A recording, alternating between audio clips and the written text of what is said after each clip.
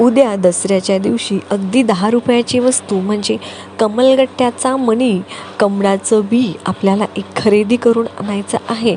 एका प्लेटमध्ये आपल्याला स्वस्तिक काढायचं आहे.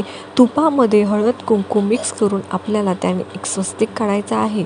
त्यावर आपल्याला मुठभर तांदूळ ठेवायचे आहेत आणि त्यावर एक तुळशीचं पान ठेवून ते कमळाचं आणलेलं बी आपण स्वच्छ धुवून पुसून त्या पानावरती ठेवायचं आहे. त्याला हळदी कुंकू अक्षता फुलं अर्पण करायचं आहे. नंतर तिथे 3 वेळा महालक्ष्मी अष्टकमचं पठण, 1 वेळा श्रीसुक्ताचं पठण करायचं आहे. दिवसभर ती प्लेट तिथेच ठेवायची आहे आणि सायंकाळच्या वेळी आपल्याला एका लाल कपड्यामध्ये ते तुळशीचं पान आणि कमलगट्ट्याचा मणी बांधायचा आहे आणि आपल्या घराच्या आतल्या साईडने, दरवाजाच्या मुख्य प्रवेशद्वाराच्या आतल्या साईडने आपल्याला ते बांधायचं आहे. आपल्या घराकडे माता लक्ष्मी कायमस्वरूपी आकर्षित होईल यासाठी हा उपाय आपल्याला उद्या म्हणजेच दसऱ्याच्या दिवशी करायचा आहे.